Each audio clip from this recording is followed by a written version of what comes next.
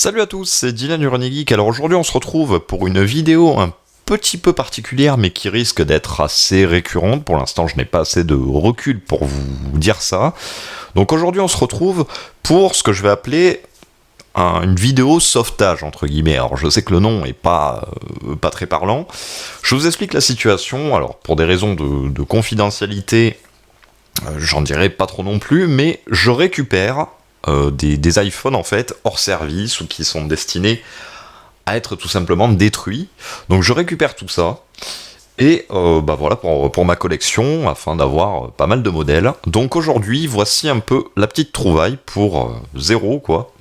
Donc on a un iPhone 5S, deux iPhone 4 dont un blanc et un noir et un iPhone 4S.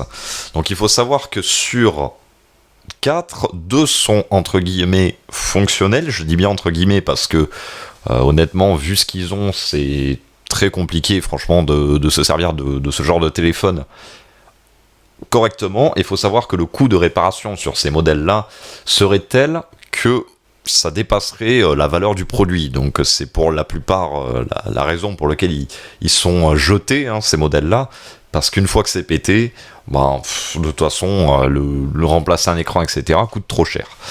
Donc je vais vous montrer ça, tout s'allume en revanche. Donc ce que j'ai, donc un iPhone 5S donc qui est ici, donc les boîtes sont incomplètes. Il manque tout ce qui est accessoires, etc. Donc oreillette, cordon, chargeur, ça c'est tout à fait normal.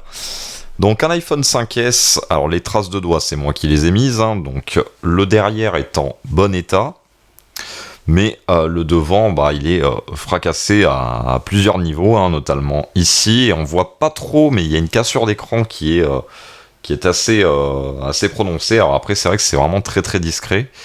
Et on a également de la casse en espérant que l'autofocus fasse bien son boulot. Je vois qu'il est complètement à la ramasse. De la casse qui est dans le coin ici. Et le problème de cet iPhone, je vais vous le montrer. Voilà. Donc visiblement un gros problème de LCD sur ce modèle qui est complètement mort. Et vous voyez que si je persiste à appuyer, l'écran finit par être totalement illisible en quelques secondes. Donc voilà, donc ce modèle-là, petite récupération bien sympa. Bon, j'ai déjà un 5S, exactement le même. C'est vrai que c'est dommage d'avoir les deux mêmes modèles. Ça aurait pu tomber sur un or ou autre chose, ça aurait été un petit peu plus intéressant. Mais ce modèle-là, je l'ai déjà. Je ne l'ai pas présenté parce que c'est un iPhone que j'ai récupéré familial, donc il n'y a pas eu d'achat ni rien. Mais voilà, c'est un modèle que j'ai déjà. Donc voilà, belle petite trouvaille quand même. Désolé pour le bruit au niveau de la caméra. Ensuite, donc ce qu'on a, un iPhone 4. Donc un iPhone 4 blanc avec sa boîte toujours aussi capricieuse. Désolé encore pour le bruit. Donc lui on voit bien qu'il a morflé quand même. Là on voit que le haut de l'écran est totalement pété. On voit une belle cassure comme vous pouvez le voir. L'arrière est nickel, à part quelques petites traces d'usure, mais sinon ça fonctionne nickel. Et ça s'allume sans aucun problème. Voilà, on peut avoir des applications d'époque dessus, mais ça s'allume sans aucun problème. Donc voilà, ça c'est un petit iPhone 4 assez sympa d'avoir ce petit truc, bien que je l'ai déjà et en excellent état. Mais ça fait toujours ça de prix. Donc bien entendu des comptes iCloud sur tous les iPhones. Donc celui-là, j'ai effacé tout ce qui est donné, etc. On va dire je l'ai nettoyé, mais le compte iCloud est encore, et surtout ne pas le réinitialiser parce qu'il n'y avait pas de code dessus. Donc ça c'est pratique quand il n'y a pas de code et un compte iCloud qu'on veut juste pour de la collection en gros. C'est très pratique parce que comme ça vous avez juste à nettoyer l'iPhone pour qu'il soit assez propre, etc. Et tout simplement après voilà, vous arrivez à le démarrer, à vous en servir. Après quand il y a un code de verrouillage c'est beaucoup plus casse-pied parce que c'est compliqué de les déverrouiller, et si vous refaites une remise à zéro, vous mangez le compte iCloud qui bloque. Donc ça c'est vrai que c'est pratique. Donc par contre les batteries sont complètement nazes sur ce modèle là. Là bien entendu elles sont vous voyez, je viens juste de le débrancher. Ça diminue à vue d'œil. 88, là on était à 89, c'est passé à 88. Enfin voilà, ils sont complètement secs ces iPhones. D'ailleurs, je pense pas, non, ça apparaîtra pas. Non, c'est vrai que c'est de l'iOS 7, donc ça apparaîtra pas. Mais je sais que sur les autres, on peut avoir l'estimation en fait de la batterie, mais celui-là doit pas être bien joli, parce que vraiment je viens juste de le débrancher avant la vidéo et je vois qu'il a déjà perdu 12% en 5 minutes, hein, donc complètement morte la batterie. Elle doit être d'origine, ce qui explique ça. Donc ça on va le mettre ici, voilà.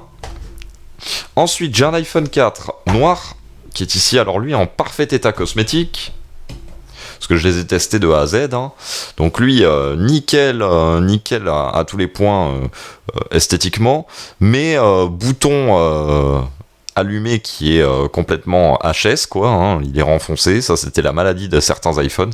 J'ai pas dit au passage, mais le bouton Home sur ce modèle-là peut être très très capricieux, donc ce qui est assez chiant. Sur ce modèle-là, idem, donc j'ai utilisé Assistive Touch pour en gros le verrouiller quand j'en ai besoin ou autre. Donc voilà, c'est bon. Alors là, il y a pas mal de jeux, etc. Je précise que je laisse tout d'origine, hein, moi, hein, sur les iPhones, tout ce qui est application, etc. Comme ça, si ça redémarre, ça permet de laisser une trace, mais on voit que c'est du jeu d'époque, hein, notamment avec du Doodle Jump, etc. On voit que c'est du jeu d'époque tout simplement d'anciens iPhones.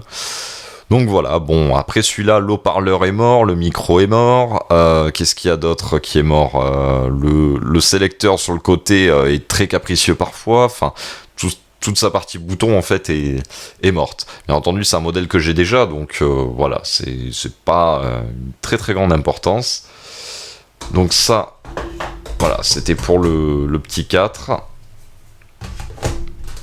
Hop, et ensuite un modèle que je n'avais pas, qui est, ma foi, alors bloqué avec iCloud, parce que code nécessaire pour le redémarrer.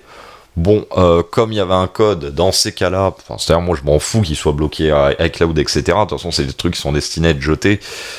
Et bon, moi ça sera juste sur une armoire, quoi. Ils serviront jamais ces téléphones, encore une fois, hein. Donc c'est juste une présentation physique, entre guillemets. Mais ce modèle-là, je ne l'avais pas. Il s'agit du 4S. Le 4S, je ne l'avais pas et il est assez compliqué à trouver. Il faut savoir qu'il s'est vendu beaucoup plus de 4 en fait que de 4S. Donc c'est vrai que c'est un modèle qui est un petit peu plus compliqué à avoir. Donc lui est explosé. Alors moi ce que j'aime bien c'est que ça doit être un des derniers 4S qui était sorti parce qu'on peut voir que il est sous iOS 7. J'ai du mal décidément. Donc on peut remarquer au niveau du design assez plat au niveau des icônes, la barre de réseau qui est comme ça, donc je pense que c'est un iPhone 4S les derniers commercialisés, parce qu'évidemment le 4S a été commercialisé, si je dis pas de bêtises, à partir d'iOS 5, donc il existe des boîtes avec l'image d'iOS 5 dessus, quoi. Mais là, vu que c'est du iOS 7, sur la boîte, à mon avis, c'était un des derniers commercialisés, ou produits du moins. Donc cet iPhone 4S, donc on peut voir qu'il a vraiment un beau shoot. Alors par curiosité, parce que il y en a beaucoup qui ne le savent pas, comment différencier un 4 d'un 4S? C'est très facile, je vous les mets côte à côte. Voilà, sur le 4S, vous allez avoir donc un petit trait en haut. Sur le 4, vous n'avez pas le petit trait en haut. Sur le 4S, en gros, vous avez le trait en bas et le trait en haut. Sur le 4, vous avez uniquement le trait en bas. Voilà, c'est tout aussi bête que ça, parce qu'après, si on les regarde physiquement, il n'y a pas de truc distinctif derrière qui permettent de différencier vraiment un 4 d'un 4S. Donc ça, si jamais vous devez acheter un 4S pour votre collection sur le Bon Coin, etc., pensez à demander au vendeur qui vous envoie une photo de la tranche. Si vous voyez ça, c'est que c'est ok, c'est bien un 4S. Si vous le voyez pas, vous dites au vendeur que c'est pas un 4S qui vend et c'est bien un 4. Voilà.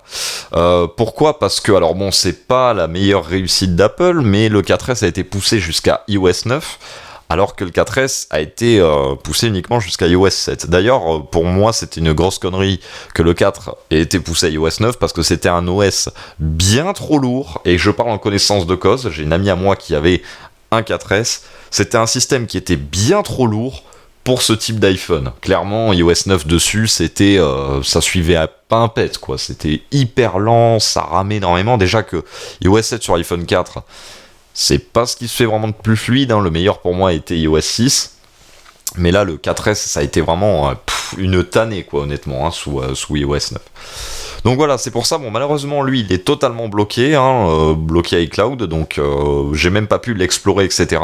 C'est dommage parce qu'honnêtement, j'ai toujours rêvé d'avoir un 4S fonctionnel pour vraiment vous faire une démonstration de cette lenteur d'iOS 9, parce que je l'ai pas eu moi-même, le 4S, hein, c'est une amie qui l'avait, donc bon, j'ai pu apercevoir que ça ramait à mort, mais je l'ai jamais eu vraiment entre les mains, quoi, en tant que possesseur, quoi. Donc c'est dommage que celui-là soit bloqué, mais bon, ça fait partie du jeu.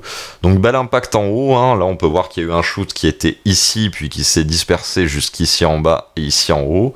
Sinon, mis à part ça, bon, j'ai pas pu faire de tests bien précis, notamment au niveau du micro, etc., et n'ayant pas accès à l'iPhone, mais ça a l'air en bon état. Bon, après les boutons répondent, ça de ce côté-là, il n'y a pas de souci. Le bouton Home, c'est pareil, ça répond. Ensuite, voilà, là je sens, ça vibre. Les boutons volume, alors, je crois que pour le gruger, non, il veut pas, donc on est... Alors peut-être que les boutons volume sont morts, parce que normalement il me semble que quand on fait ça, c'est censé quand même augmenter. C'est pas sûr, hein, mais voilà. Donc, voilà, petit iPhone 4S, bon, qui rentrera dans la collection. Je vous cache pas que pour moi, c'est quand même un plaisir de rentrer ça dans la collection, même si la boîte m'intéresse plus, parce que les boîtes pour moi sont aussi importants. Faut pas se le cacher, hein, c'est important d'avoir les boîtes, etc. Mais voilà, petite trace de l'iPhone 4S. Donc voilà, c'était tout ce que j'avais à vous présenter. Donc bien entendu, pas de restauration ni rien sur ces iPhones, bien que je pourrais, hein, sur le 4, je l'ai quand même pas mal démonté. Je pourrais les restaurer, honnêtement, c'est-à-dire en commandant des pièces même bas de gamme, etc. Mais rappelez-vous que mon but, à moi, est de garder les pièces d'origine sur de l'iPhone. Alors ceux-là, on va dire qu'ils n'ont pas grande estime, mis à part le 4S, pour ma collection, parce que le 4 blanc, je l'ai déjà en parfait état, avec pièces d'origine. Idem pour le 4 noir. Même le 4 noir, j'en ai 2 exemplaires en très bon état. Donc c'est pas des modèles qui sont vraiment d'une grande estime. Et pareil pour le 5S, j'en ai un parfaitement fonctionnel en très très bon état. Donc c'est pas quelque chose qui... Voilà, ces modèles-là, en gros, bon... Peut-être qu'un jour ça me prendra, que je les réparerai avec des pièces non d'origine pour les re-rendre fonctionnels, du moins ceux qui ne sont pas bloqués iCloud et qui sont à peu près fonctionnels. Mais honnêtement, c'est pas mes priorités. Moi, mon priorité, voilà, c'est d'avoir des modèles en plus, même si j'ai déjà. Vaut mieux que ça soit ici sur une étagère que broyé en 1000 morceaux dans une poubelle. Voilà, donc j'espère que ce nouveau format de vidéo vous aura plu. Honnêtement, je peux pas vous dire s'il y en aura régulièrement ou pas, parce que pour l'instant, en fait, c'est selon arrivage, en gros, hein, que je reçois ça. Voilà, donc n'hésitez pas à mettre un petit pouce bleu si ce type de vidéo vous plaît, n'hésitez pas à vous abonner, ainsi qu'à activer la petite cloche si vous souhaitez recevoir toutes les notifications sur les nouvelles vidéos en temps et en heure, et n'hésitez pas à commenter si vous avez des choses à dire, bien entendu, constructives, pas d'insultes ni rien. Voilà, je vous dis salut à tous, et à la prochaine!